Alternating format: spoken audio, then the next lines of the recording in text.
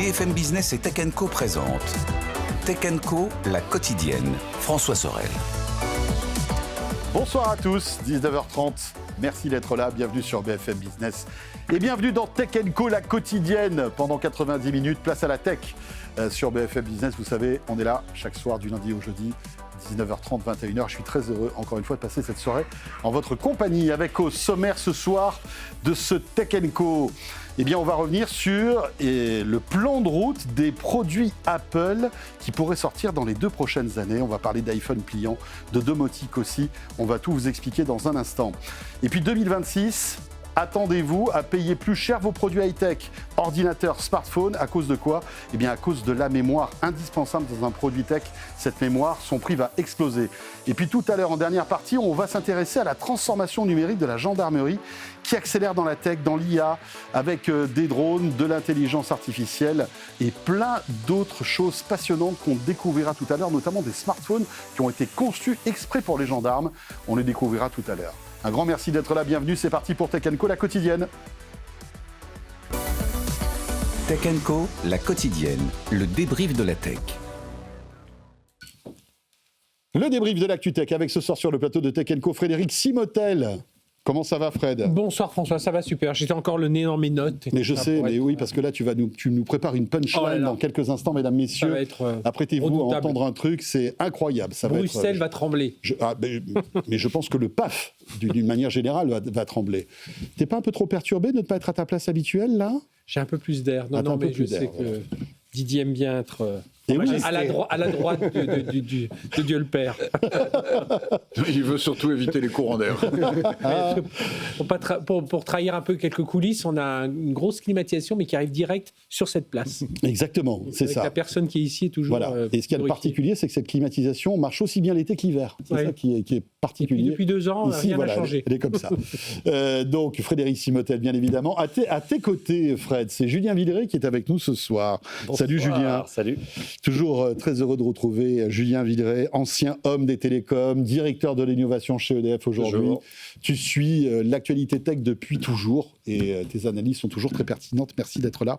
Et puis Didier Sens, qu'on ne présente pas, un habitué de Tech & Co. Salut mon Didier. Bonsoir. Journaliste tech aussi, bien sûr. Alors on va parler de plein de sujets passionnants. Tout à l'heure, on évoquera bien, les nouveautés Apple qui se murmurent un peu partout. Tu as enquêté, Julien. Là, c'est plus des murmures, là, c'est des mégaphones. C'est des mégaphones. Ouais. Mais rien n'est officiel. Rien n'est chez officiel, Apple. Voilà. Mais on en parlera dans quelques instants et ça va sans doute vous intéresser. Mais pour débuter, j'aimerais qu'on évoque l'avenir du véhicule électrique en Europe. Et c'est un peu compliqué quand même, parce que vous le savez, et vous en avez évidemment, vous avez entendu tout ça dans l'émission précédente présentée par Stéphanie Colo.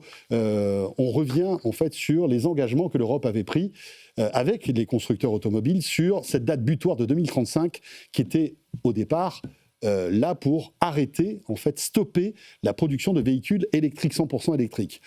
Gros lobbying des constructeurs auto qui n'étaient pas prêts. Enfin voilà, il y a eu quand même une pression assez forte de la part de toute l'industrie automobile pour revenir sur cette date-là. Visiblement, c'est le cas. On n'a pas encore tous les détails, mais 2035, on l'oublie. Fred, tu voulais nous parler de tout cela, mais avec un angle particulier, un angle de tech. Parce que finalement, l'Europe prévoit l'électrification des véhicules. Alors, si ce n'est pas en 2035, ce sera peut-être en 2040 ou 2045, on ne sait pas.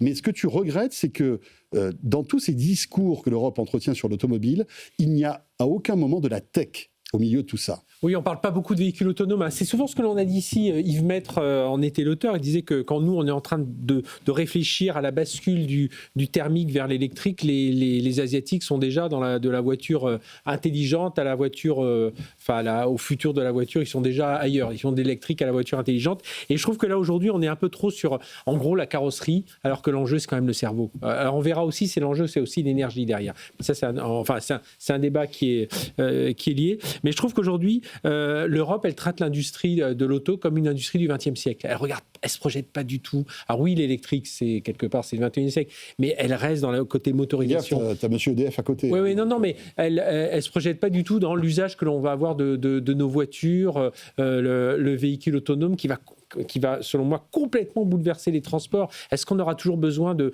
grands cars de 60 places dans les régions ? Non, on aura peut-être besoin de petits vans autonomes pour transporter 3-4 personnes. Voilà, donc il y a cette première chose. Et en fait, on se rend compte que l'Europe, elle est forte sur les normes environnementales, sur la sécurité, sur l'homologation, les motorisations. Par contre, tout ce qui est logiciel embarqué, tout ce qui est IA temps réel, tout ce qui est data, tout ce qui est l'OS automobile, ils sont complètement dépassés. Et en fait, je me rends compte, on parle de choses qu'on sait légiférer. Donc le CO2, on sait légiférer, on y va. Par contre, tout ce qui est l'autonomie, tout ça, là, on n'est pas sûr. Il y a plein de nouveaux enjeux. Et bien là, on n'y va pas. Et je trouve que c'est grave ce qui se passe aujourd'hui parce que on s'engage. Et même, mais ça vient aussi au niveau des dirigeants. Stellantis a un nouveau dirigeant. Qu'est-ce qu'il fait, ce dirigeant ? Il dit bon, les histoires de voitures autonomes, on va arrêter de développer. On ira plus tard dessus. On réfléchira. Et je trouve que tout ça est assez grave. Alors expliquons pourquoi. Parce que ça leur coûte une fortune. Et ça leur coûte une fortune. En fait. Et ils n'arrivent pas, pourtant ils ont investi des milliards là-dedans, ils n'arrivent pas à avoir un logiciel qui soit du niveau d'un Google, d'un Apple ou d'un Tesla. Alors, c'est ça le souci. Alors c'est sûr que derrière le sujet est assez explosif, parce que on parle est-ce qu'on aura encore besoin de gens pour conduire les voitures ? Donc il y a une partie emploi, il y a une partie responsabilité juridique, il y a une partie assurance, il y a une partie acceptabilité sociale. Alors c'est certain, on a un legacy fort. On a des usines, on a toute une supply chain derrière. Mais je pense qu'aujourd'hui, on est en train de réfléchir à la voiture dans 5 ans. On n'est pas en train de réfléchir à la voiture à 10-15 ans. Et je trouve que c'est triste. Et encore plus quand on voit ce qui se passe. On en parlera après sur la partie énergie. Oui, alors ce qui est intéressant aussi, pour compléter ce que tu viens de dire, je suis tout à fait d'accord avec toi, c'est qu'on prend par exemple l'exemple de la Chine. La Chine, eux ont compris. C'est-à-dire que pour eux, une voiture, c'est avant tout un smartphone avec des roues. Ouais. Et finalement, le moteur, les freins, les sièges et le volant, bon, voilà quoi, c'est pas là l'innovation. Mm-hmm. L'innovation, elle est dans le software, la manière dont la voiture va être autonome dans quelques temps, elle l'est déjà d'ailleurs en Chine. Et même pas qu'au niveau du loisir, c'est vraiment au niveau du service rendu. Et c'est vrai que nous, on en est loin. Julien, je sais que c'est un sujet qui t'intéresse. Alors, l'énergie, forcément, chez EDF, mais d'une manière plus... Plus globalement, moi je suis complètement d'accord avec ce que vient de dire Fred. Je pense d'abord que on peut se raconter toutes les histoires qu'on veut. La voiture devient électrique, de plus en plus électrique. Elle sera 100% ou 99% électrique. On pourra avoir des voitures thermiques pour la collection et pour se faire plaisir. Mais globalement, ça sera du full électrique. Et si ce n'est pas 2035, ce sera 2040, 2045. Quand on regarde tous les autres pays, en particulier les Chinois, qui sont quand même toujours très en avance sur ce genre de réglementation, ça sera le cas. Donc ça, je pense qu'il n'y a pas trop de débat. Enfin, le débat, c'est le recul de la date butoir, c'est ça. C'est passé à 90% au lieu de 100% en 2035. Le marché va s'imposer, et ce qui s'imposera en 2040 au lieu de 2035. Moi, honnêtement, ils ont voulu faire plaisir aux Allemands, à quelques constructeurs comme ça. Bon, à mon avis, fondamentalement, c'est pas un sujet stratégique, même si effectivement, on peut aux Italiens, aux Allemands. Et aux Italiens. Après, on peut se plaindre de ce recul, mais honnêtement, je pense pas que ce soit un sujet stratégique. Le sujet stratégique, c'est l'autonomie. Alors ça, pour moi, c'est un sujet absolument fondamental. Là aussi, en 2040, toutes les voitures... Je suis prêt à prendre le pari, et Dieu sait si j'ai souvent critiqué Luc Julia à ce sujet sur ce plateau, toutes les voitures seront autonomes probablement en 2035-2040. Ça ne veut pas dire qu'elles seront full autonomes toutes partout, mais globalement, tout le monde utilisera sa voiture de façon autonome. C'est déjà le cas en Chine, c'est déjà le cas aux États-Unis. On est peut-être tous montés déjà dans un Waymo ou dans d'autres types de voitures. Tesla a fait ses démos en France et en Europe récemment avec sa conduite full autonome pour montrer que ça marchait et que ça marchait super bien. Et tous les gens qui l'ont essayé... Oui, c'est pas parce qu'on traverse l'Atlantique que ça marche plus, en fait. Montrent que ça marche Waymo en Angleterre, Waymo en Suisse. Waymo en Angleterre, Waymo en Suisse. En Chine, beaucoup de villes. Et quand ils se lancent, quand j'étais à Pékin au mois de juillet, un tout nouvel acteur venait de se lancer. Il s'était lancé avec 1200 ou 1300 voitures pour une expérimentation. Une expérimentation à 1300 voitures. Bon, enfin, je veux dire, c'est ça l'avenir. Et alors là, en Europe, on a effectivement notre compétence très limitée dans le développement de software pour les devices embarqués. Et donc, on le voit bien. Enfin, il suffit même d'utiliser l'interface utilisateur d'une voiture, je vais dire française, mais c'est vrai pour à peu près toutes. Les Allemands commencent à monter un peu en gamme. C'est quand même pas du tout au niveau. Et la réglementation, qui ne favorise pas du tout l'expérimentation sur ce sujet. Et donc, tous les pays du monde, ou en tout cas tous les grands pays de la technologie, aujourd'hui déploient cette techno, l'expérimentent et vont très très vite en termes de compétences. On en a aujourd'hui en Europe quasiment.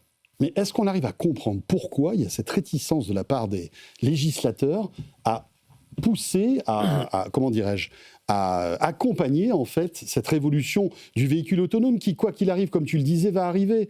Je veux dire, on pourra peut-être faire barrage pendant quelques instants. C'est quoi ? C'est des raisons sociales ? C'est des raisons autres ? On est culturellement structuré pour réglementer avant d'innover. Et ça a été vrai dans tous les marchés de technologie en Europe. Et on le vit aussi là-dessus. Enfin, pourquoi on n'a pas Google, pourquoi on n'a pas Meta, pourquoi on va... On tout le monde le sait. on confond innovation et prudence, quoi. Oui. Pour moi, c'est rien. Et qu'on peut faire les deux, parce qu'on imagine que les Chinois font n'importe quoi, que les Américains font n'importe quoi. C'est pas vrai.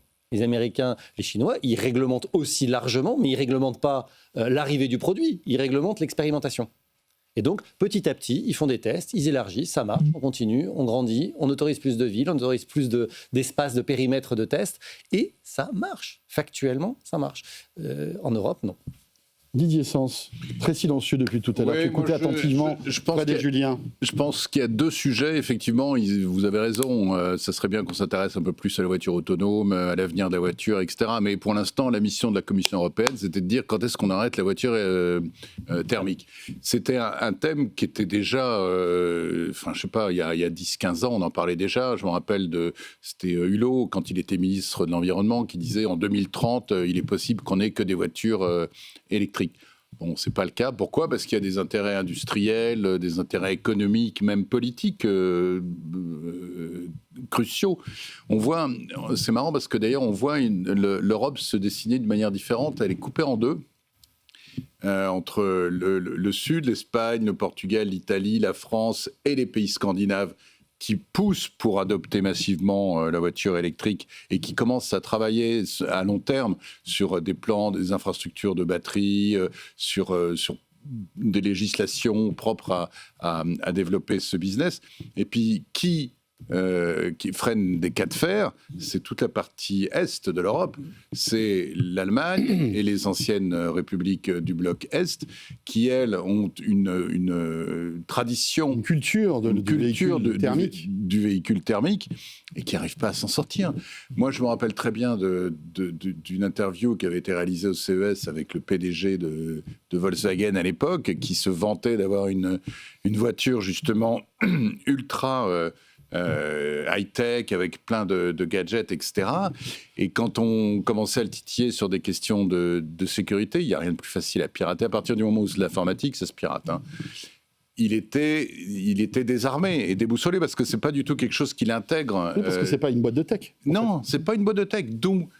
Donc je rejoins complètement ce que dit Fred, c'est-à-dire que dans la culture de l'industrie automobile en Europe, on n'intègre pas du tout cette dimension technologique, et c'est un vrai crève-cœur, parce que effectivement, dans 10, dans 15 ans, toutes les voitures auront finalement un logiciel embarqué qui permettra de faciliter la conduite ou de procéder directement à la conduite autonome. Si on ne commence pas maintenant à se pencher sur la question, effectivement, ça va poser de graves problèmes dans 10 ans. Et alors, la petite information aussi intéressante, c'est la stratégie de Ford qui change, Fred. Oui, alors Ford, c'est intéressant. Oui, alors ils continuent bien entendu à construire des voitures, mais en tout cas, ils ont une grosse usine dans le Kentucky qui fabrique des batteries pour véhicules électriques. Et ils se sont dit, oula, oui, véhicules électriques, en plus avec ce qui se passe en ce moment, est-ce qu'on va... Et puis il va y avoir une grosse bataille. Les Chinois sur la batterie sont très forts. Alors certes, les Chinois ont du mal à s'implanter aux États-Unis, mais enfin bon, ils sont quand même très forts. Et ils se sont dit, tiens, pourquoi notre... Et à côté de ça, on voit des data centers qui se montent et on a besoin d'énergie. Ils se disent, mais pourquoi ces batteries, on les utiliserait pas pour alimenter, pour les vendre aux constructeurs de data centers et pour les aider à lisser un peu la demande d'énergie. Et là, c'est parti, 2 milliards d'euros d'investissement. Et là, je trouve qu'on est vraiment dans quelque chose. Et pourquoi pas aussi faire ces batteries dans le stockage résidentiel. On sait qu'aux États-Unis, pour ceux qui ont vécu un peu en Californie, enfin notamment en Californie, tout d'un coup, alors un peu moins aujourd'hui, mais enfin, on a quand même parfois des sauts d'électricité. Et là, je me dis que là, c'est encore une fois, on est un peu dans toute cette transformation. C'est-à-dire que Ford est en train de se dire, les gars, la voiture, c'est plus l'important, quoi. Les batteries bientôt auront plus de valeur que la voiture elle-même. C'est déjà le cas. Nous, ce qu'il faut qu'on en devienne... Ce qui coûte quasiment 50% du prix de la voiture, c'est la batterie. Et un problème de prix de revente, c'est la batterie aussi. Et la vraie bataille, c'est plus d'être thermique, électrique, tout ça. C'est qui va contrôler cette énergie, qui va contrôler ces batteries. Et là-dessus, on a cette compétence. Il faut qu'on y aille, puis on va les rendre intelligentes. Enfin on va rajouter du logiciel.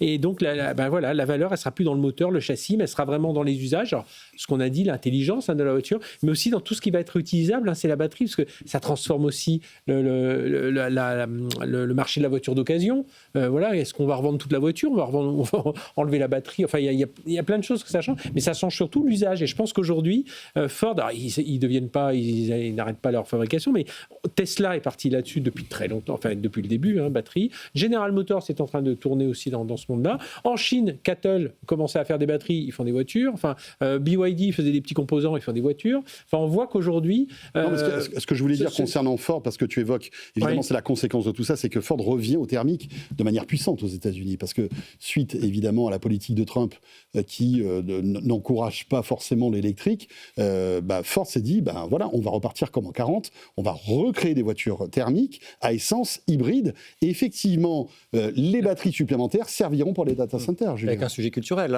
comme le disait Didier, on a en gros le bloc Est de l'Europe qui est très attaché au thermique. Si on enlève la Californie et un peu la côte Est, globalement, les États-Unis sont toujours très attachés au thermique. Bien sûr. Et donc, c'est finalement que répondre à un sujet culturel de redémarrer le thermique. Ils ont tous essayé. Et puis aller dire à un Américain, achète-toi un pick-up électrique, quoi. Alors, ils en ont sorti des très beaux, d'ailleurs, et très impressionnants. Ouais. Néanmoins, globalement, ça ne marche pas très bien. L'autonomie n'est pas la même. Il va y avoir aussi un problème structurel, c'est-à-dire que quand on est sur le thermique, on sait qu'il y a la ressource, c'est le pétrole, et les États-Unis, ils ont du pétrole, ils peuvent en importer d'où ils veulent. Et l'essence est de moins en moins chère en plus aux US. Voilà. Ils s'intéressent de près à ce qui se passe au Venezuela, c'est peut-être pas un hasard non plus.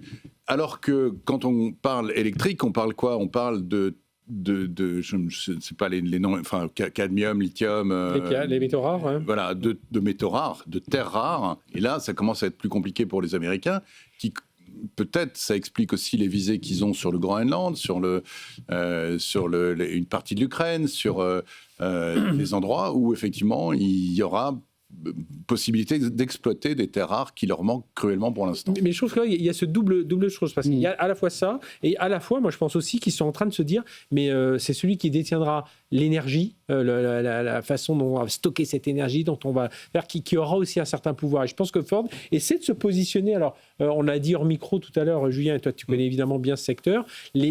Certains gens industriels de l'auto essaient d'aller dans le monde de l'énergie, de devenir énergéticien. Bon, c'est pas gagné, mais... Aujourd'hui, si on regarde ces sujets-là avec une visée à 20-30 ans, l'enjeu stratégique, c'est l'accès à l'électricité.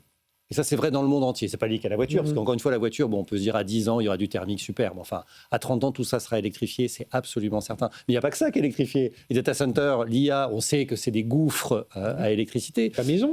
Aujourd'hui, il est de bons conseils, on va dire, dans le monde entier, de remplacer le gaz par l'électricité chez soi pour se chauffer, avec des pompes à chaleur, avec de la clim. Maintenant, on sait que la climatisation, c'est le plus gros développement dans les foyers, dans les bureaux, en consommation d'électricité, qui fait d'ailleurs que la fameuse consommation plus importante en hiver qu'en été est en train de changer. Et dans beaucoup de pays, on consomme même plus l'été que l'hiver à cause de la clim. Bref, on sait que l'électricité, c'est un besoin majeur et qui va continuer à se développer. Donc effectivement, ceux qui vont savoir la produire, ceux qui vont savoir la stocker et ceux qui vont savoir la distribuer, ils ont un avantage concurrentiel important.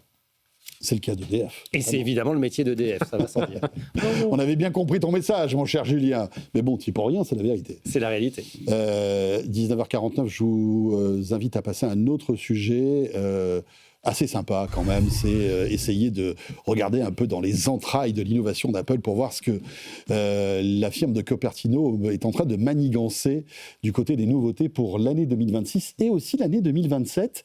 Julien, il y a pas mal de leaks, comme on dit, beaucoup de fuites de ci, de là.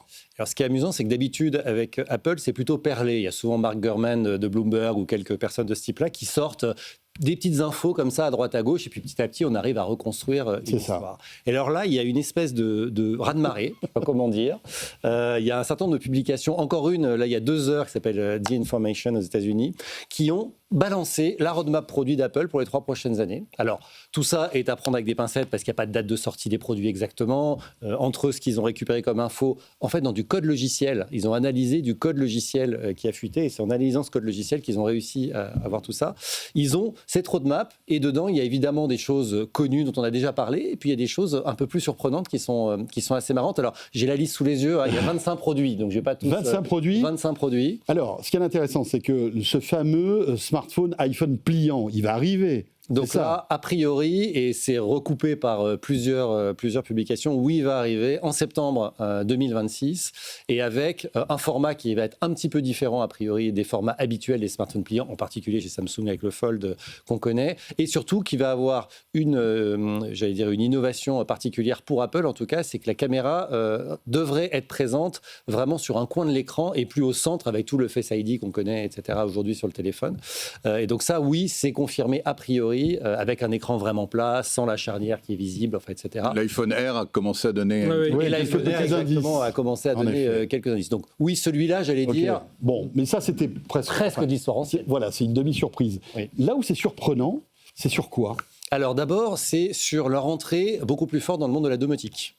Il y a 2 produits en particulier qui sont prévus pour cette année, pour 2026, qui pourraient sortir avec le nouveau Siri dont on a souvent parlé ici et qui est attendu pour le premier semestre de cette année 2026. Il y aurait a priori ce qui s'appelle nom de code un HomePad, c'est-à-dire une sorte d'enceinte HomePod qu'on connaît pour diffuser de la musique et pour parler à Siri, avec un iPad dessus, un écran en tout cas, qui permettrait d'interagir avec la maison, avec sa maison connectée, avec sa musique, etc.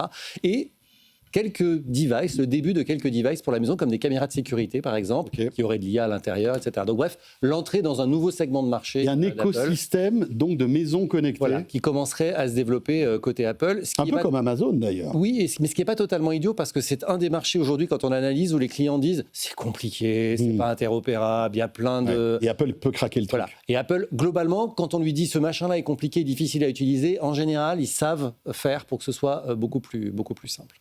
Il y a les lunettes, quand même, il faut en parler. Alors, on a tous le Vision Pro en tête, qui vaut 4 000 € et qui est donc de la réalité virtuelle. Alors, ils ont plein de déclinaisons qui sont en préparation. Ça ne veut pas dire qu'ils vont sortir, mais un Vision Pro de moins cher, un plus léger, etc. Mais surtout, ce qui est intéressant, c'est leur entrée dans le monde de la lunette.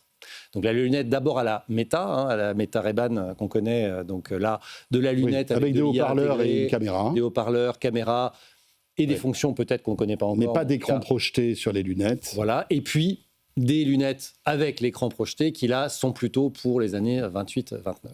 Et peut-être la dernière chose, que franchement, on peut en parler des heures et c'est pas forcément l'endroit, mais il y a un truc qui est sorti il y a vraiment 2 heures et qui, pour le coup, est intéressant. La rumeur donc du journal The Information. Alors, c'est derrière un paywall, donc on ne peut pas consulter gratuitement l'article. Mais le site de Mac Génération, je vais quand même les féliciter, a traduit cet article et l'a publié il y a 2 heures.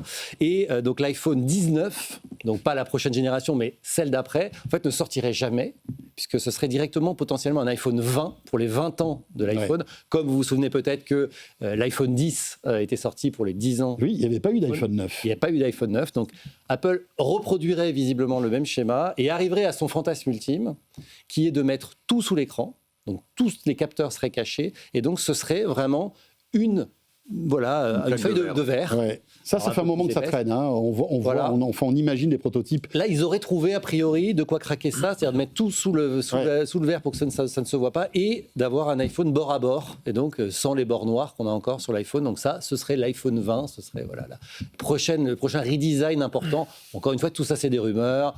Les dates ne sont pas confirmées, etc. Mais enfin, ça paraît assez crédible. Le grand sage Didier Sens, qu'en pense-t-il? Alors, il a C'est lui l'auteur des fuites. L'auteur des fuites. Non. Non, écoutez, non, je ne peux pas vous dire que c'est moi. tu le disais tout à l'heure, il y a eu un raz-de-marée d'annonces, etc. Je crois que c'est peut-être pas un hasard.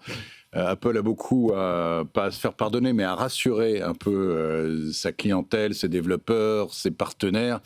Je vous rappelle, on en parle souvent ici, mais c'est un peu la débandade, puisqu'ils ont une fuite des cerveaux qui est complètement incontrôlée en ce moment. Ils ont le départ à la retraite de plusieurs personnalités seniors qui ont vraiment fait le succès de l'entreprise. Ils sont inquiets par le départ de Tim Cook qui est annoncé pour les mois à venir. Et puis surtout, ils ont des produits qui n'ont pas rencontré le succès qu'on leur avait promis. On parle de l'Apple Vision Pro. Les derniers iPhones, c'est les téléphones les plus vendus au monde. Ils n'en ont jamais vendu autant.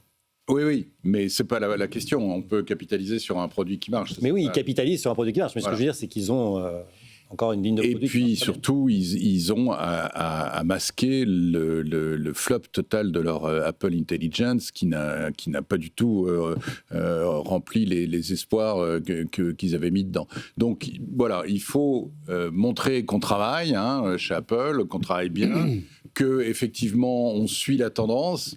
Le téléphone pliable, le petit appareil de domotique numérique assistant, etc. On parle même d'un MacBook à écran tactile. Ça, j'y crois un peu moins parce que c'est pas vraiment dans la logique. Quant à l'iPad, ça ferait plaisir à beaucoup de monde, cette histoire-là. Je suis pas sûr. Ouais. Ah, macOS avec un écran tactile, moi je dirais pas non. Bon, franchement. Peut-être. Mais bon, il faut voir. Qui peut le plus, peut le moins. Voilà. Mais effectivement, moi, ce qui m'intéresse, c'est l'entrée sur le marché. Il y a aussi cette rumeur d'un Mac low cost qui coûterait dans les 700 $. Oui, ça, c'est une rumeur qui est quasiment vérifiée. Effectivement, l'idée, c'est de réussir. De mettre un processeur d'iPhone dans un Mac. Mais en fait, il existe déjà cet iMac low cost, puisque aujourd'hui Walmart vend le MacBook M1, donc une ancienne génération, chez Walmart autour de $500. D'accord. Ça fait maintenant 2 ans qu'ils le font. Ok, donc ils vont le repimper. Et ça a été un succès colossal, parce qu'évidemment, un Mac à $500, c'est quand même vraiment pas cher. Ouais. Et donc, l'idée, c'est effectivement d'avoir un appareil sexy et pas cher dans la gamme. Fred, tu achètes quoi, tout là? Oui, moi je pense que là, on apprend une chose, c'est que Apple n'ira jamais sur la bataille des modèles LLM, c'est clair.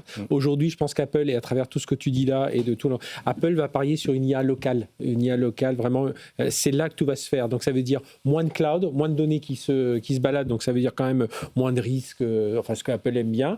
Ils vont beaucoup se concentrer sur ce qui est leur ADN, le matériel, le silicium, l'interface utilisateur, mais ça veut dire pour moi, là on est en train de se rendre compte que, alors c'était pas forcément une stratégie voulue dès le départ, mais ils se disent l'IA, les grands modèles, LLM, tout ça, on n'y sera pas, on pourra pas. Mais par contre, des IA locales qui vont être, alors peut-être très verticales selon le domaine, si on fait des jeux, de la photo et tout ça, on va développer ça. Ça veut dire qu'on va développer ça vraiment autour du device, quoi. Et je trouve que moi, c'est ce que j'essaie de lire à travers les lignes, ça, c'est vraiment ça. Ils vont avoir évidemment des produits d'excellente qualité, pliables, lunettes, etc.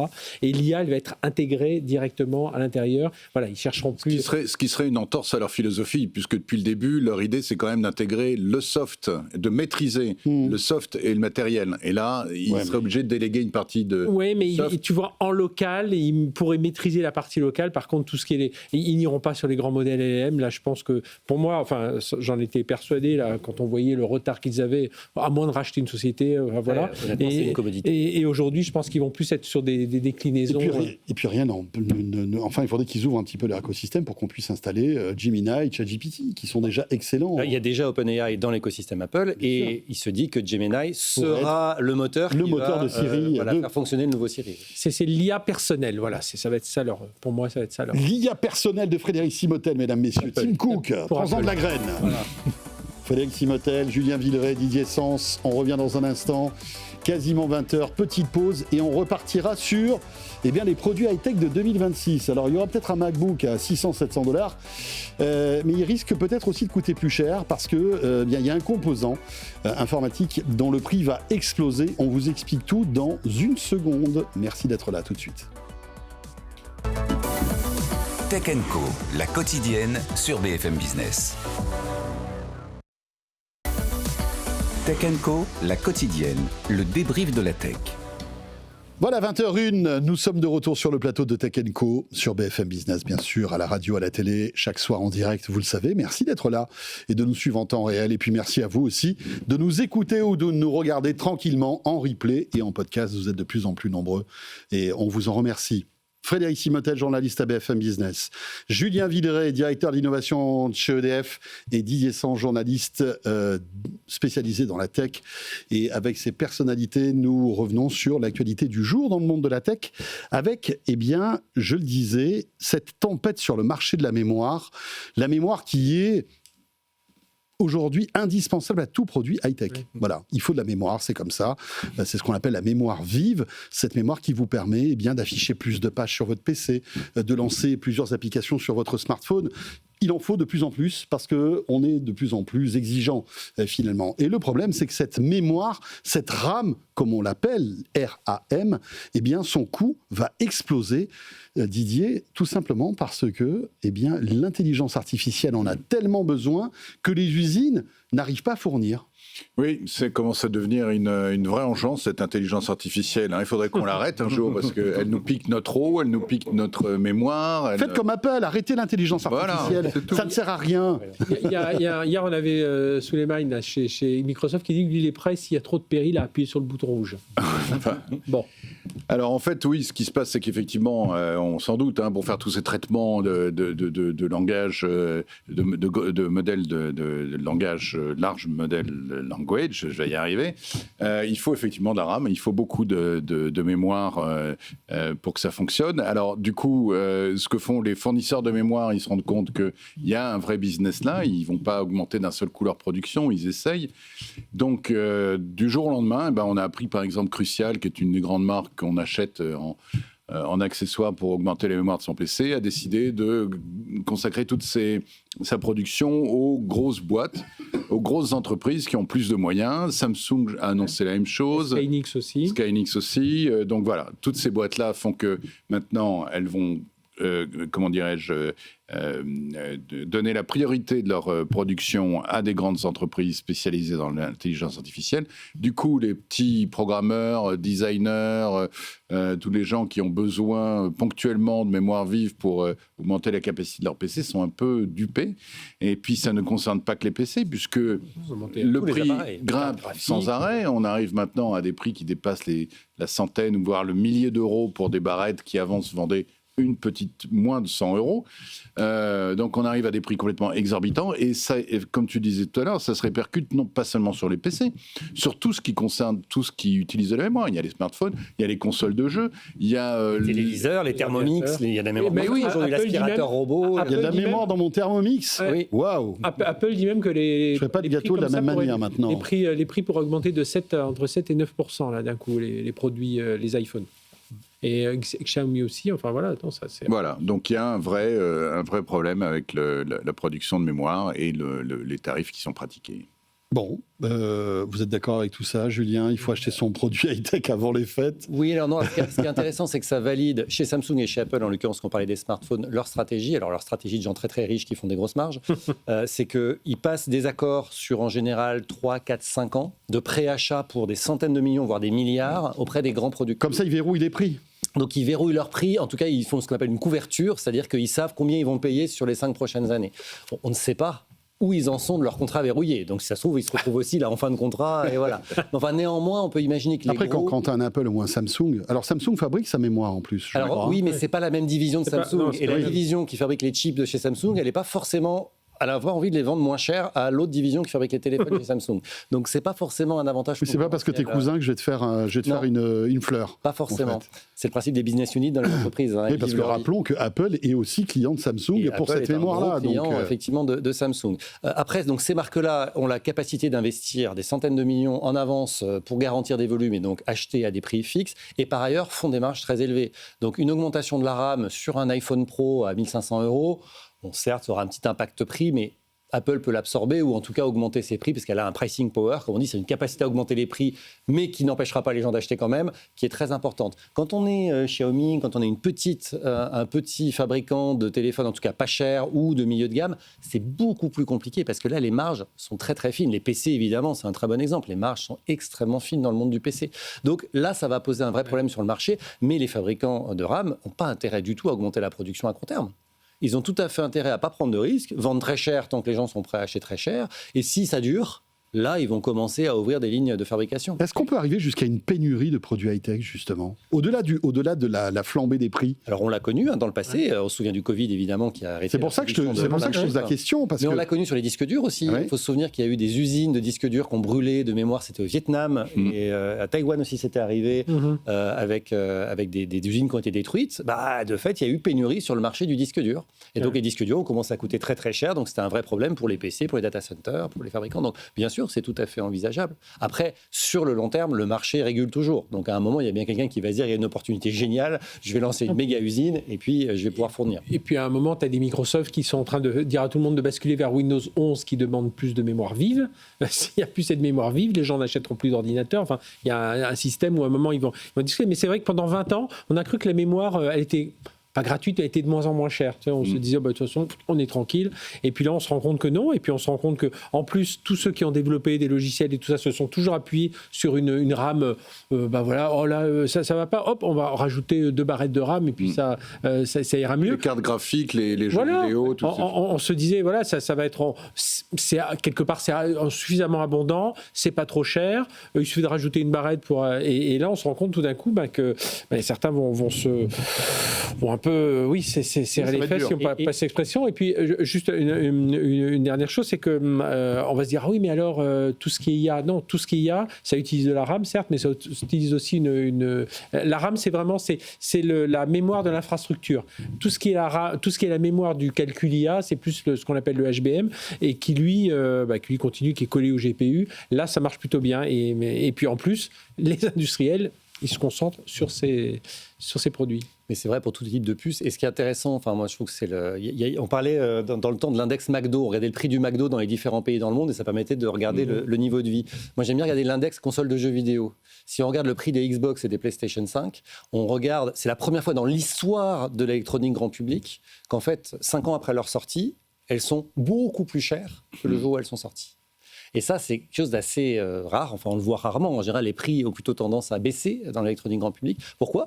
Parce que, évidemment, la mémoire, parce que, évidemment, le stockage, les SSD qui sont dedans, parce que, évidemment, les chips graphiques.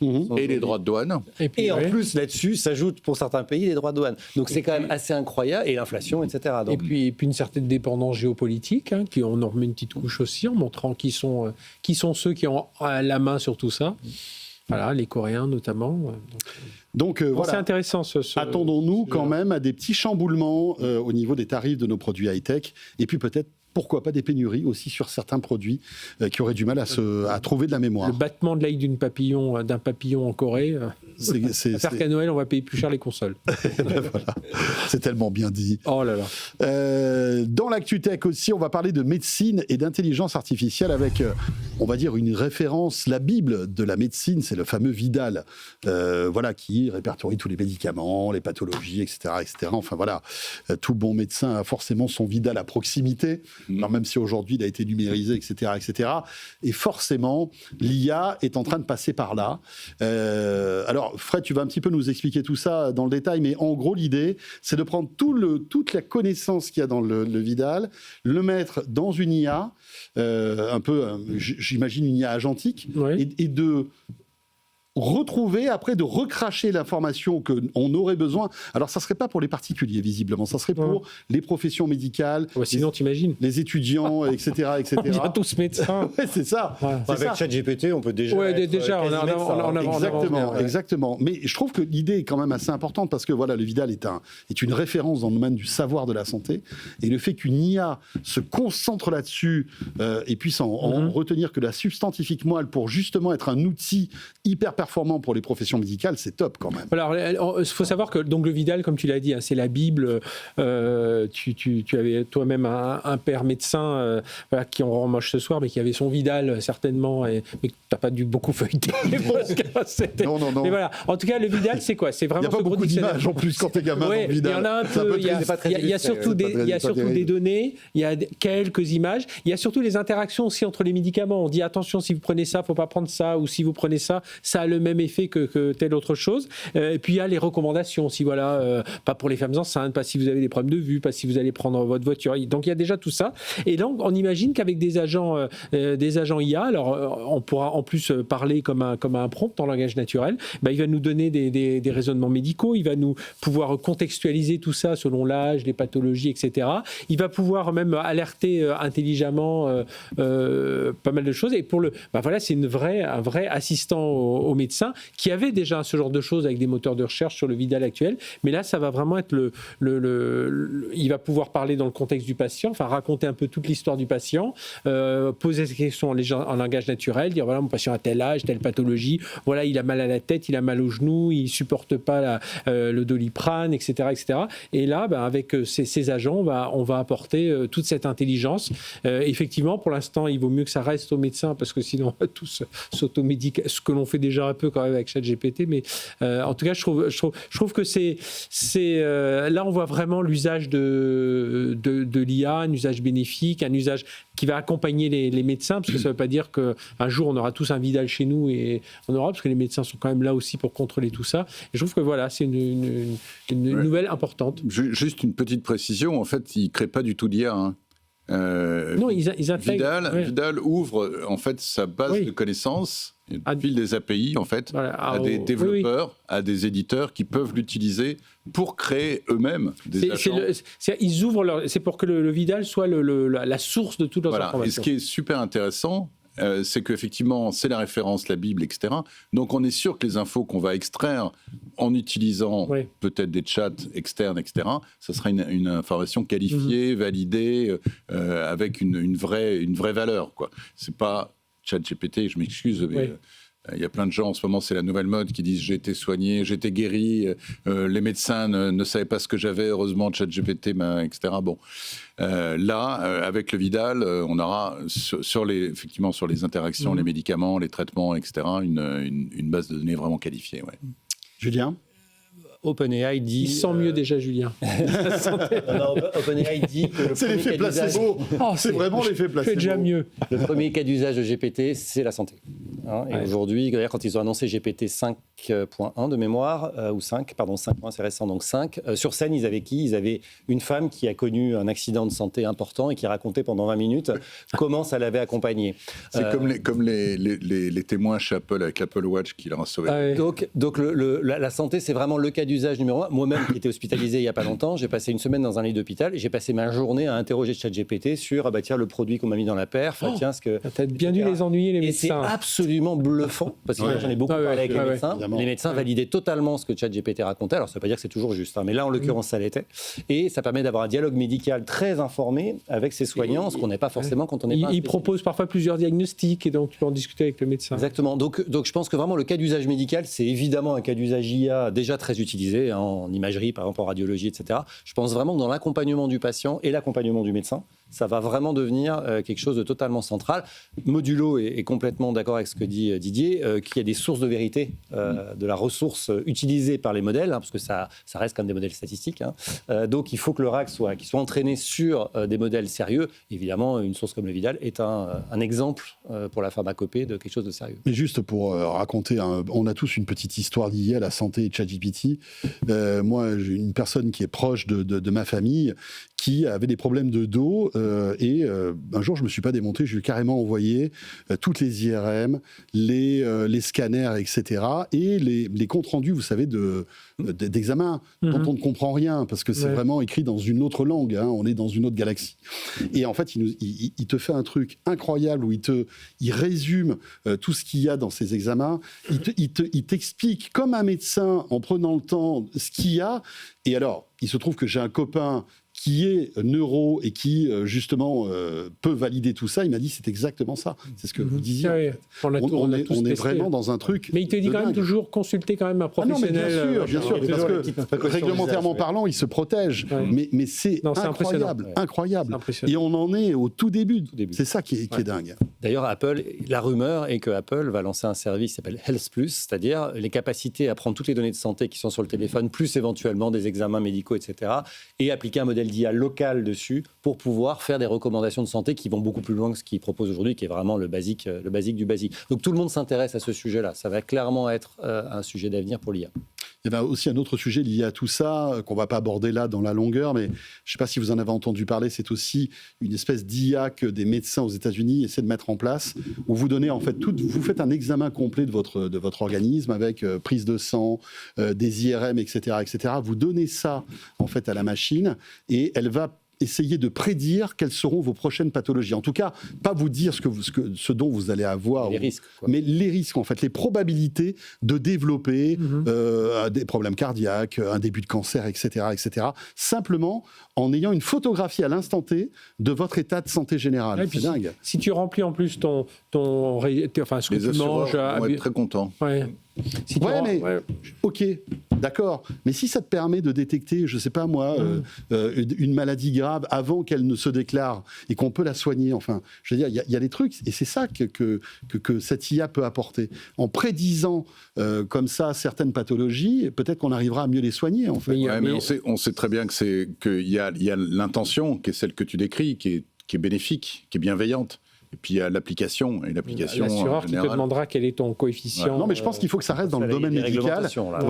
Voilà, il faut que ce soit réglementé, que ça reste dans le domaine médical et que tu ne fasses pas ça chez toi comme ça, avec tes trucs, quoi, tu vois. En même temps, pour faire des choses aussi au niveau des assurances, aujourd'hui, les assureurs, ils te demandent quand même beaucoup de choses, de plus en plus. Et plus tu avances en âge, plus ils te demandent un certain nombre de critères, si tu fais du sport, il y a beaucoup de choses...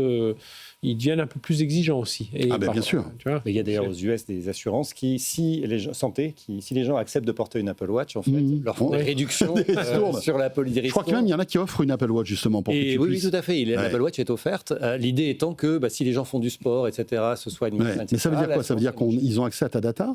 Ils ont accès à la data, et évidemment, il faut autoriser l'accès à la data, sachant que les Américains sont beaucoup plus... mais ça va à l'encontre des idéologies d'Apple, ça, quand même, je trouve. Ah oui, mais alors ça, après, le produit est libre. Si l'utilisateur veut ouvrir sa data...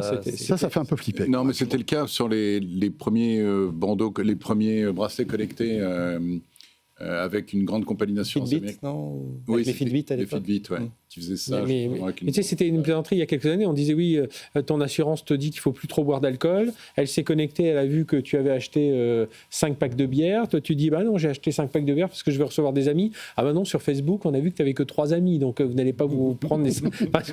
c'est la plaisanterie, mais c'était vraiment la société un jour complètement... Il y a 3 amis, #loser.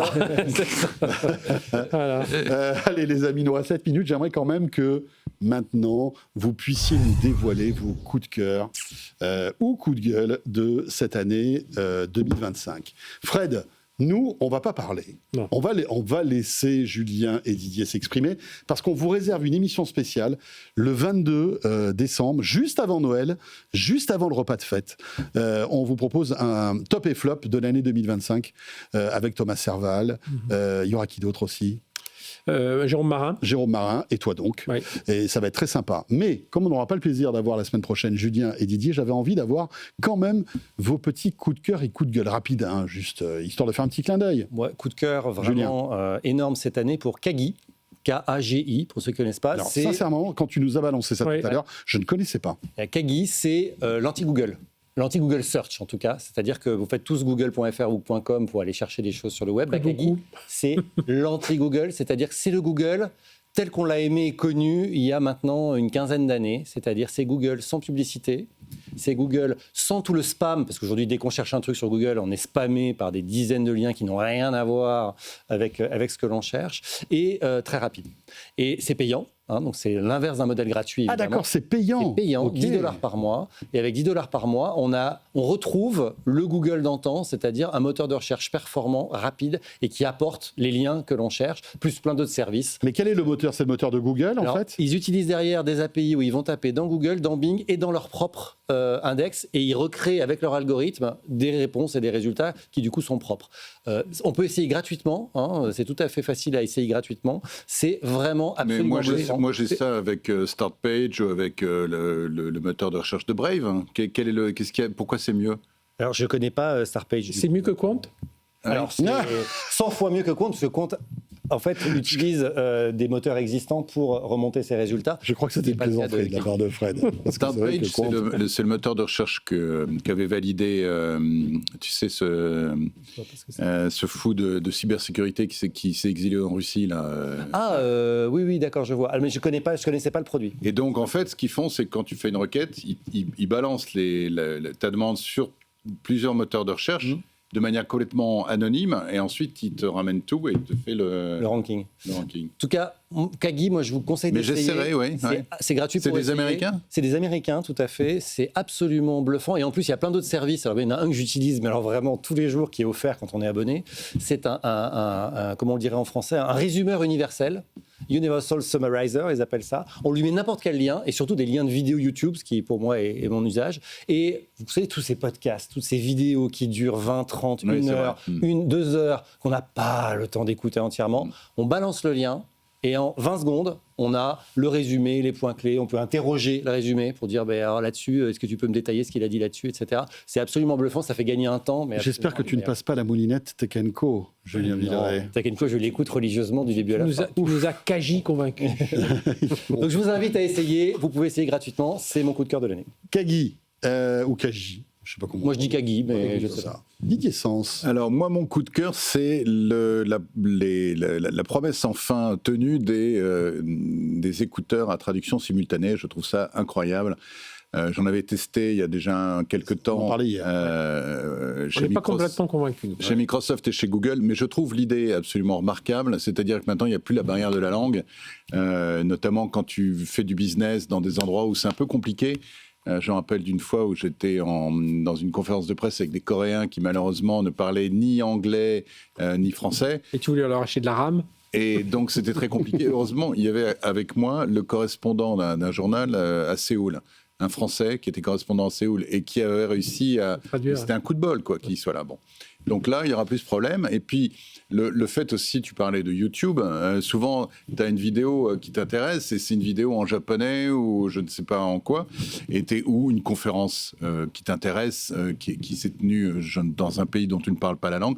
C'est intéressant d'avoir cette traduction simultanée, sans parler des usages un peu grand public. Hein. On voit aller les gens là, chez le coiffeur, chez le fleuriste, chez je ne sais pas quoi, qui parlent, etc. Donc, on n'en est qu'au début, c'est perfectible. Celui d'Apple, par exemple, la voix est absolument pas naturelle, il y a vraiment beaucoup de boulot, et puis il y a un temps de latence. Ouais, c'est ce qu'on disait hier, c'est ce qu'on critiquait, parce qu'on personne n'a pas testé, mais on a entendu dire que la latence était importante, parce qu'il attend la fin des phrases de l'interlocuteur pour lancer la traduction, pour garder le sens. Mais alors, ça va être interminable. Alors que celui de Google est beaucoup plus rapide. Oui, c'est ce qu'ils disent. Et il a une intonation absolument incroyable, c'est vraiment du langage naturel. Ils ont tout l'historique derrière. Mais je trouve intéressant ce que tu dis, et je pense que moi ce qui me convaincra vraiment, c'est quand on aura, à la limite, on sait qu'on va parler informatique, et on va prendre on n'est pas de la même nationalité, et je vais prendre le traducteur, si tu vas me parler en coréen, informatique. On sait qu'on va parler, je vais parler juridique avec Julien qui est hongrois. Et je vais télécharger le dictionnaire juridique pour avoir vraiment, et je trouve que ça va être ça aussi des choses un peu verticales qui vont être là. Alors ça ne remplacera pas, je vois déjà les critiques, l'approche culturelle, il vaut mieux apprendre la langue, etc. Oui, mais concrètement, tu n'as pas tout le temps le moyen. Tu pars 2 semaines au Japon, tu ne vas pas apprendre le Japon parce que tu pars en vacances 2 semaines. Mais c'est vrai que c'est mieux d'apprendre la langue et d'avoir un contact direct, mais là, ça sauve la vie dans de nombreuses situations. Ouais, en revanche, ça ne va pas sauver la vie des interprètes et des traducteurs, je pense, qui, eux, vont se retrouver, et on l'évoque souvent, dans des situations parfois compliquées. On pense à eux et ça va être chaud. Ton coup de gueule? Mon coup de gueule, je l'ai déjà poussé tout à l'heure, c'est les voitures autonomes en Europe. D'accord, ça va, mais on a bien compris. Dangereux, on ne se préoccupe pas de ce sujet. Mais je suis sans préoccuper, ça veut juste dire mettre une réglementation pour permettre les expérimentations. On n'est pas en train de dire qu'il faut lancer à pleine berzingue des voitures sur l'autoroute sans conducteur, c'est pas ça qu'on dit. On dit juste qu'il faut faire des expérimentations, il faut les autoriser pour permettre de tester tout ça. Bien sûr, et pour permettre d'innover et d'avancer et de ne pas rester à la traîne comme c'est le cas aujourd'hui. Didier, ton coup de gueule? Ouais, mon coup de gueule, il est simple, c'est les nouvelles réglementations, plutôt les propositions de réglementation qui vont s'appliquer pour l'entrée sur le territoire américain, à savoir que vous n'êtes plus un citoyen visiteur, vous êtes un potentiel suspect, et donc vous devez fournir les adresses de tous les réseaux sociaux sur lesquels vous postez, les numéros de téléphone que vous avez utilisés ces 5 ou 10 dernières années, tous les contacts familiaux que vous avez, y compris leurs coordonnées, les adresses électroniques, email que vous avez depuis 5 ans, enfin, bref, ça devient une intrusion totalement intolérable. Et tout ça... Alors, ça n'a pas encore été validé, je crois, non, parce qu'il faut que ça passe, évidemment. C'est un projet de loi. Les fourches codines de mais déjà, ils te demandent tes liens. Alors, tu n'es pas obligé de les remplir, mais ils te demandent souvent tes liens. bien sûr, c'est facultatif pour l'instant. Oui. Là, ça deviendra obligatoire. Et je vous le donne en mille, sous quel prétexte ? Pour lutter contre le terrorisme étranger et les menaces pour la sécurité nationale. Or, il se trouve que depuis le 11 novembre 2001, les attentats qui ont été perpétués aux États-Unis... 11 septembre, pardon. Les attentats qui ont été perpétués sur les États-Unis sont, si mes souvenirs sont bons, absolument pas l'œuvre de terroristes étrangers. Ce sont des gens chez eux qui se baladent à coups d'armes, qui font des tueries de masse, qui foutent des bombes, voilà. Donc il y a, je pense, c'est plus de l'intimidation. En plus, ces mesures, si elles s'appliqueraient aux pays qui sont censés être des pays alliés des États-Unis. Donc il n'y a plus d'illusions à se faire sur les relations que nous entretenons avec nos amis d'outre-Atlantique. Voilà, on verra bien si tout ça est validé, puisqu'encore une fois, il faut que ça passe évidemment plusieurs filtres et plusieurs réglementations. Merci beaucoup à tous les trois. Voilà pour ce débrief de l'ActuTech. Merci Julien. Merci. Julien Villeray qu'on va retrouver dans quelques semaines. Ça va vite arriver, le CES de Las Vegas, puisque tu fais le déplacement, bien sûr. Et tu seras l'un des résidents de Tech & Co avec toujours beaucoup de plaisir. Et là, tu seras content, il y a des voitures autonomes partout. Non, mais il nous tarde toujours d'avoir ton analyse tous les jours de ce que tu découvres durant ce salon. Et on prendra une voiture autonome à Vegas, puisqu'il y a des voitures autonomes à Vegas. Ouais, exactement. On est en train de monter un truc avec Zoox notamment, qui est la filiale d'Amazon, rappelons-le. Merci Fred. On se retrouve demain, bien sûr. Et merci à Didier Sens. C'est un plaisir. Et vous restez avec nous. Tech & Co, la quotidienne, revient dans un instant avec au sommaire pour notre dernière partie, les amis. La gendarmerie qui accélère dans la tech, smartphone, intelligence artificielle, drone. On va rentrer dans les détails avec nos invités dans quelques instants. Et puis, bien sûr, dans une minute, juste après cette petite pause, ce sera Léa Benaïm qui nous rejoint pour le Tech Flash, un condensé de l'actu tech de ce mardi. À tout de suite et un grand merci d'être fidèle à Tech & Co. Tech & Co, la quotidienne sur BFM Business. Tech & Co, la quotidienne, Tech Flash. Le retour de Tech & Co, la quotidienne. Merci d'être avec nous, 20h31. Et comme chaque soir, il est temps de se plonger dans l'actualité tech de ce jour. Un condensé, donc, des news tech de ce mardi. C'est le Tech Flash et c'est avec Léa Benaïm. Bonsoir Léa. Bonsoir François et bonsoir à tous. Et pour commencer, direction les États-Unis, où la Maison-Blanche déroule le tapis rouge aux ingénieurs avec la création de l'US Tech Force, une équipe d'élite composée de spécialistes de l'intelligence artificielle et issus des plus grandes entreprises de la tech. Le programme prévoit le recrutement de 1000 experts triés sur le volet pour des missions de 2 ans avec un objectif très ambitieux, intégrer l'IA dans toutes les agences fédérales. En France, une rumeur a agité la toile aujourd'hui à propos de Mistral. Le fleuron français de l'intelligence artificielle va-t-il quitter le pays ? Un sujet qui s'est enflammé après la publication d'un message sur LinkedIn annonçant l'ouverture de bureaux en Suisse. Face à l'emballement médiatique, la start-up a tenu à clarifier la situation. Mistral reste bien implanté en France et n'envisage à ce jour aucun transfert de son siège. Et dans l'actualité automobile, Léa, Volkswagen fait ses premiers pas dans la conduite autonome. Et oui, le constructeur a présenté son Gen Urban, un prototype sans volant ni pédale qui circule déjà dans les rues de Wolfsburg en Allemagne. Des tests dans le but de collecter des données sur le comportement des utilisateurs face à ce type de véhicule. Volkswagen qui a déjà signé un partenariat avec Uber qui prévoit de déployer des milliers de robotaxis aux États-Unis avec une première étape à Los Angeles dès l'année prochaine. prochaine. Et puis avis aux possesseurs d'une Apple Watch, Free propose enfin une option très attendue par ses abonnés, une eSIM pour connecter la montre à son réseau 4G. Et surprise, contrairement à Orange et SFR, cette option est gratuite pour les clients de l'opérateur. Une annonce qui pourrait pousser ses concurrents à s'aligner sur la stratégie de l'entreprise de Xavier Niel.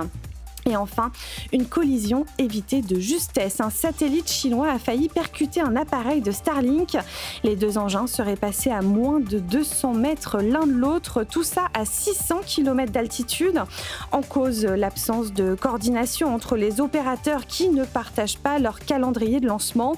Une scène spectaculaire, mais qui pourrait devenir de plus en plus fréquente. Le nombre de satellites en orbite basse devrait augmenter de 190% dans les 10 prochaines années.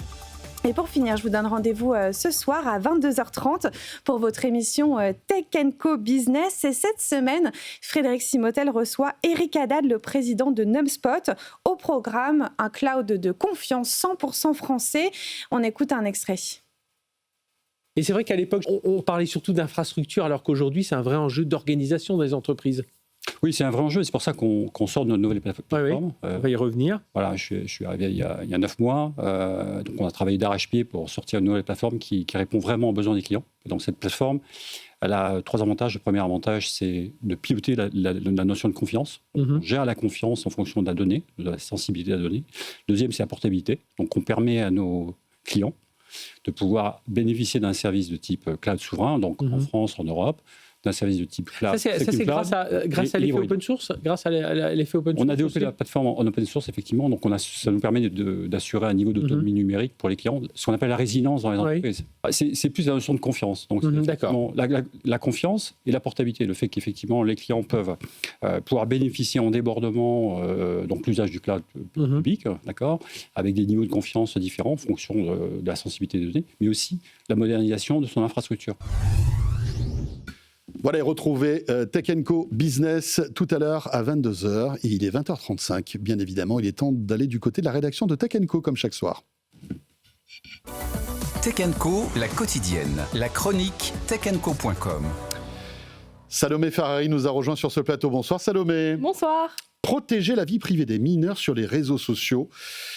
C'est un sacré challenge et c'est l'objectif de Fantomap, une explication lancée aujourd'hui par la CNIL pour aider les 10-15 ans. Alors comment ça se présente Fantomap et non pas Fantomas, bien évidemment, rien à voir. Il y a un monde où je fais le lapsus, je t'avoue.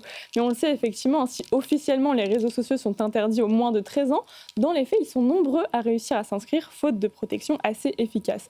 Résultat, on a de nombreux internautes, souvent très jeunes, qui sont confrontés à des situations de cyberharcèlement, des vols de données et même du chantage sexuel. Et ça, la CNIL l'a bien compris. C'est pourquoi dans Fantomap, on retrouve énormément d'informations, des outils, des tutoriels et même des contacts pour essayer de faire face un petit peu à ces situations. Donc par exemple, dans l'onglet problèmes, on va essayer de trouver de l'aide. Par exemple, si on veut essayer d'effacer un contenu sur les réseaux sociaux, ou si on veut essayer de récupérer son compte s'il a été piraté. Dans Outils, ils peuvent tester la robustesse de leur mot de passe pour savoir justement en combien de temps un cybercriminel pourrait essayer de le craquer. Et enfin, dans l'outil Me Sécuriser, on a des guides pour, par exemple, mettre son profil en privé sur Instagram ou encore activer la double authentification sur TikTok. Et cette application, elle s'inscrit dans un mouvement plus large de protection des mineurs. Exactement, ça fait plusieurs mois qu'il y a de nombreux pays qui essayent de légiférer sur le sujet. Et d'ailleurs, la France était assez active sur le sujet parce que d'ailleurs, il y a quelques jours, Emmanuel Macron a promis d'essayer de mettre en place une loi pour interdire les réseaux sociaux aux mineurs de moins de 15 ans ou de 16 ans avant la fin de son mandat. Pareil, à l'échelle de l'Union européenne, on a le Parlement qui a adopté en novembre un rapport qui est certes non contraignant, mais qui appelle les pays à fixer l'âge minimal pour accéder aux réseaux sociaux à 16 ans, tout en permettant aux 13 à 16 ans d'accéder aux plateformes avec un consentement parental. Bref, preuve de l'engouement un petit peu de ce sujet, Fantomap est le produit d'une démarche collective, parce qu'il n'y a pas que la CNIL qui a travaillé sur le sujet, il y a également d'autres autorités de protection des données, et c'est pourquoi l'application est disponible en France, mais aussi dans plein de pays européens comme la Grèce ou l'Irlande. Ça s'appelle Phantom App. Voilà, à découvrir. Merci beaucoup Salomé. Et si vous voulez en savoir plus sur ce sujet, direction bien sûr le site Tech & Co. 20h38, comment la gendarmerie accélère dans la tech? On va en parler tout de suite avec nos 4 invités qui nous rejoignent sur ce plateau. Tech & Co, la quotidienne, les invités. Voilà, sujet très intéressant, comment justement la gendarmerie accélère dans la tech. On va en parler avec nos invités. Tout ça à l'occasion des rencontres Agir 2025 qui ont eu lieu le jeudi 2 décembre dernier. C'était au Beffroi de Montrouge. Et on va en parler avec nos invités. Lieutenant-colonel Erwan Coiffard est avec nous. Bonsoir, lieutenant-colonel. Bonsoir. Vous êtes porte-parole de la gendarmerie nationale. Adjudant Vincent Beck est avec nous. Bonsoir, mon adjudant. Bonsoir. Vous êtes, je crois, avec un autre collègue porteur de ce projet D3T, qui est détecteur de drones et localisation en temps réel du télépilote. Et vous avez été lauréat en fait du prix d'innovation 2026, donc de ces rencontres Agir. On va vous découvrir votre innovation dans un instant. Et puis, on va dire 2 entreprises privées qui travaillent avec la gendarmerie, que vous connaissez peut-être. Crosscall, Nicolas Zibel est avec nous. Bonsoir Nicolas. Bonsoir. Vous en êtes le président. Et vous êtes là parce que vous équipez les gendarmes de téléphones spécifiques, durcis, sécurisé, et vous allez nous expliquer comment on fait un smartphone pour les gendarmes.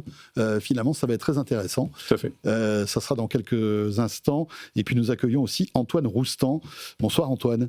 Bonsoir. Vous êtes président donc de Kairos. Kairos qui est dans le domaine du satellite. En fait, voilà, vous êtes une société française duale d'IA géospatiale. Et évidemment, on peut imaginer que toutes les données que vous récoltez après sont utilisées par la gendarmerie. Vous allez nous expliquer tout ça. Exactement. Mais lieutenant-colonel, commençons par vous. Un mot sur ces rencontres Agir 2025. Qu'est-ce que c'est que les rencontres Agir ? C'est un salon qui a maintenant 5 ans, qui naît tout simplement du terrain. Sur le terrain, souvent, il y a un besoin. Le gendarme, dans son ADN, a ce goût de l'innovation. Et la gendarmerie a eu l'idée de développer un salon qui est le salon de la demande publique.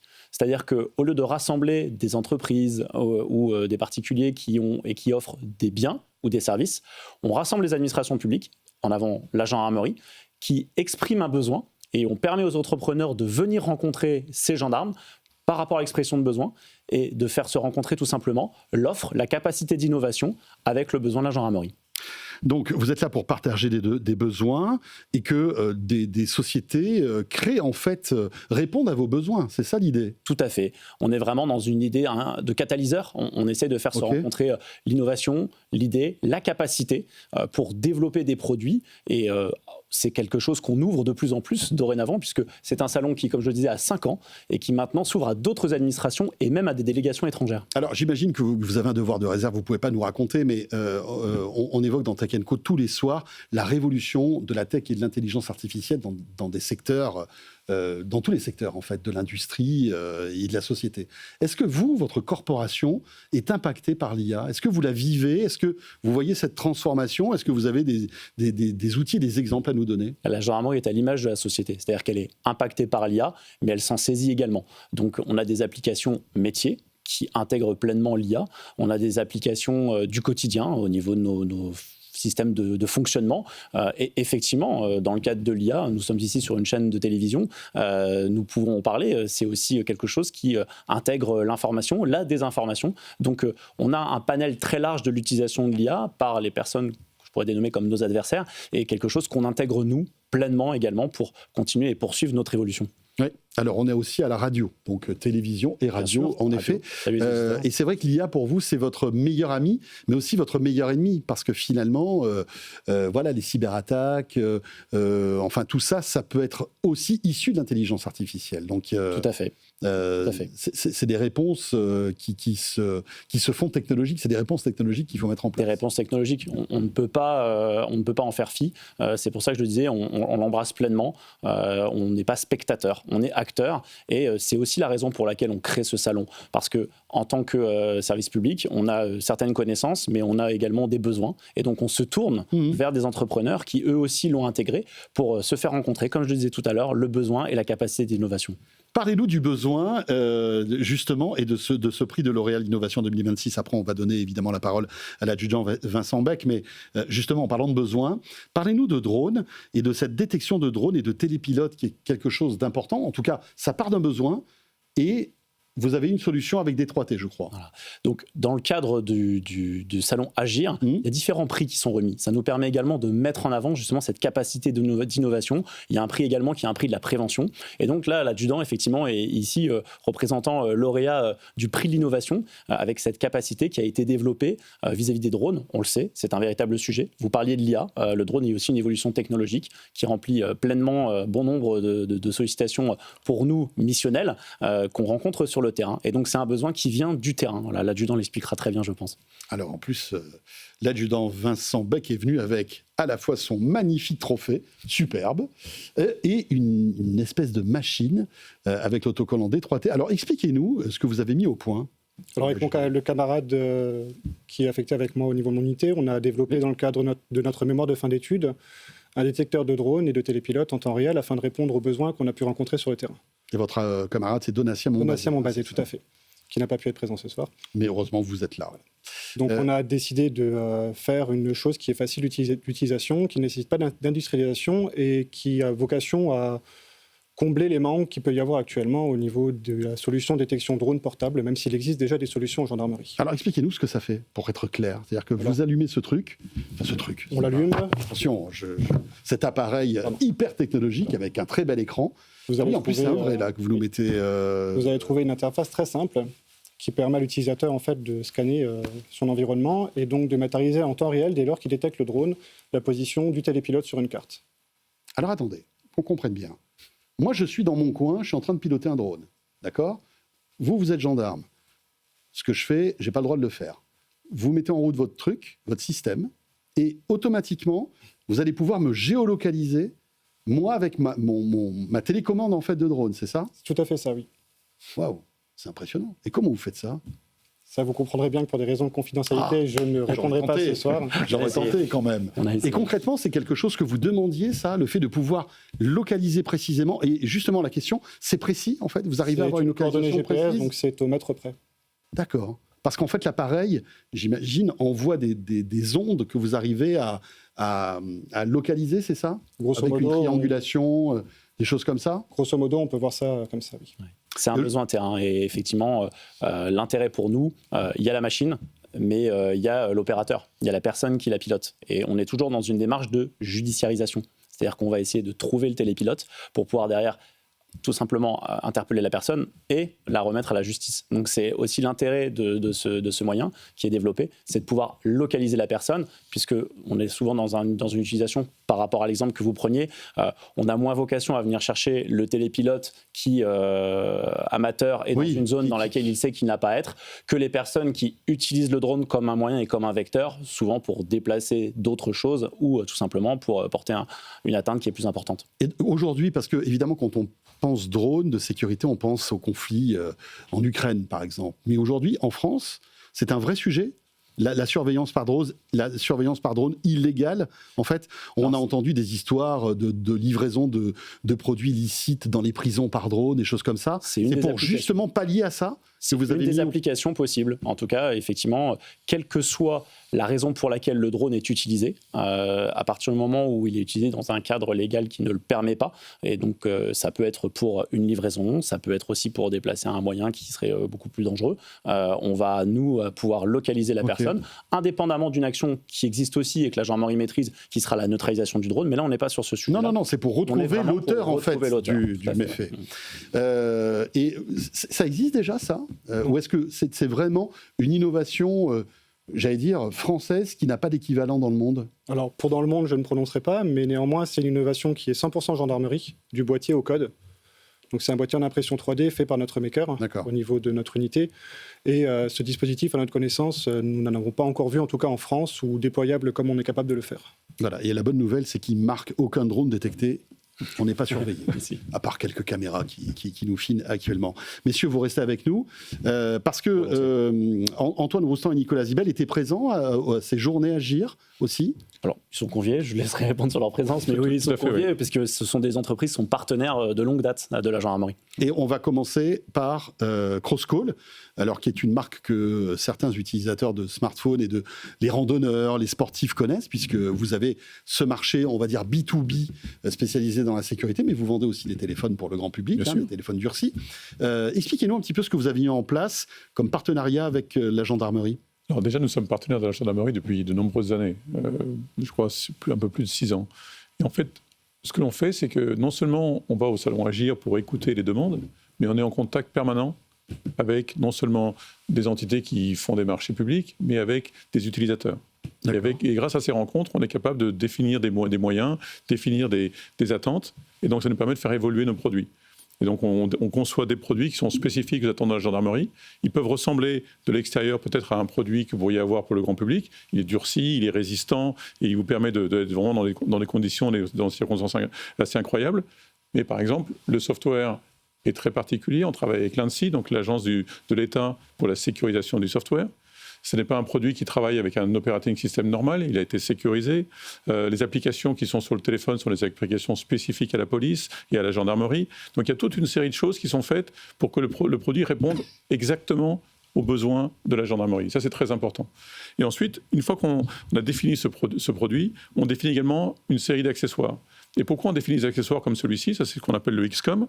C'est un accessoire qui permet de l'utiliser comme une porte de communication, avec des boutons dédiés, avec des modes d'usage particuliers. Et par exemple, on était avec la gendarmerie partenaire de la sécurisation des Jeux Olympiques, et on avait plus de 30 000 utilisateurs qui utilisaient ce produit, et ça permettait d'avoir une communication fluide entre tous les opérateurs en même temps, grâce à la gendarmerie et à tous les partenaires, on va dire, de réseau qui nous ont accompagnés dans cette opération. Parce que c'est intéressant, c'est un peu comme un main libre spécial finalement. C'est un main libre spécial, tout à fait. C'est un main libre spécial. C'est-à-dire que c'est connecté au téléphone, mais au lieu que le gendarme ou les forces de l'ordre prennent leur téléphone à la main, en fait, ils ont un raccourci avec lequel ils peuvent discuter, c'est ça? Tout à fait. Alors, ils peuvent discuter dans des environnements très bruyants.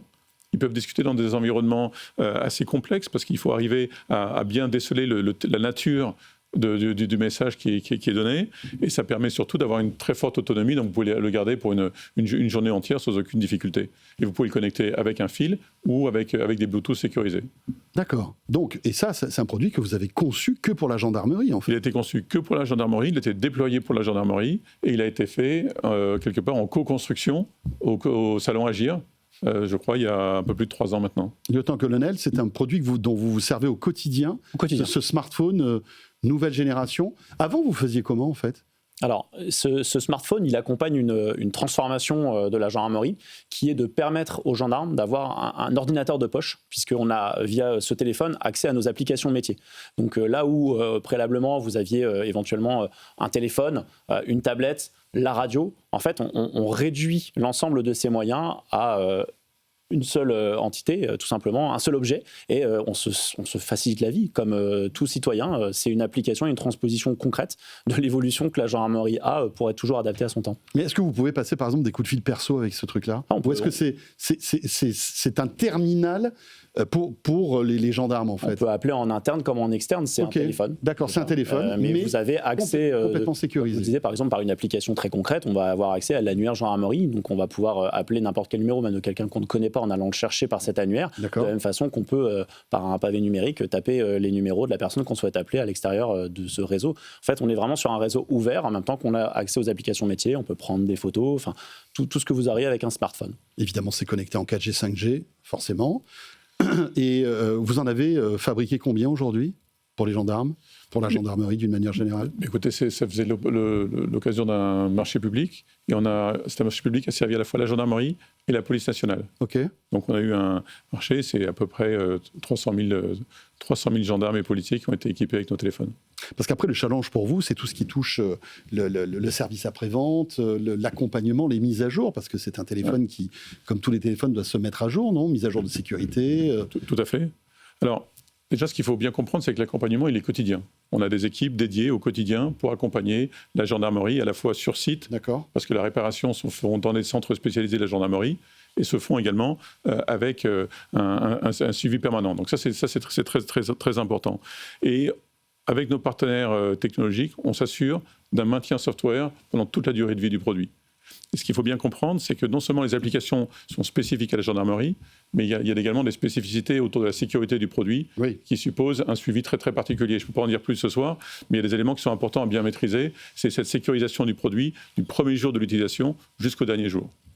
Oui, on imagine qu'évidemment, il y a des clés de cryptage, etc., etc. Merci beaucoup, Nicolas. On va donner la parole maintenant à Antoine Roustan, président de Kairos, qui, évidemment, collabore avec la gendarmerie. Alors, peut-être un mot sur Kairos. Rappelons ce que vous faites dans le domaine du spatial, s'il vous plaît. En fait, il y a plein de satellites qui prennent énormément de photos de toute la Terre. Tous les jours, en fait, l'intégralité de la masse terrestre et des océans est couverte par des dizaines de satellites. Donc, on a une quantité absolument gigantesque d'images qui est créée par des satellites européens, américains ou commerciaux, donc publics et commerciaux. Et en fait, ça donne une quantité de données gigantesque. Et nous, ce qu'on fait chez Kairos, c'est qu'on la traite avec de l'IA. Donc, on est capable d'absorber tout ça et d'aller détecter des mouvements, des objets, plein de choses qu'on fait pour la gendarmerie que je pourrais expliquer. Donc nous, on a une boîte de software, on fait de l'IA sur de l'imagerie satellite, sur des problématiques de souveraineté ou de matières premières. Lieutenant-colonel Erwan Coiffard, comment est venue justement cette collaboration avec Kairos ? Parce que justement, ça partait d'un besoin. Vous avez besoin de... Je vais peut-être vous laisser l'expliquer. Alors, effectivement, parce que ça rejoint tout à fait la question de tout à l'heure. Vous voyez, vous parliez de l'IA. Là, on est dans une application IA que la gendarmerie ne pourrait pas maîtriser en propre. Et c'est aussi l'intérêt de ces rencontres Agir et l'intérêt de ces rencontres, tout simplement, entre une capacité et un besoin. Antoine, est-ce que vous pouvez nous donner des exemples, justement, de choses dont la localisation est importante pour la gendarmerie, ou même peut-être pour la police nationale, j'imagine? On travaille en mer, on va faire la détection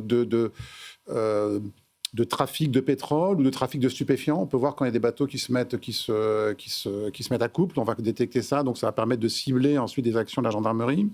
On peut détecter de la pêche illégale quand des bateaux coupent leur transpondeur, on peut les détecter au radar. Donc ça, c'est la partie maritime. On a une activité autour des feux.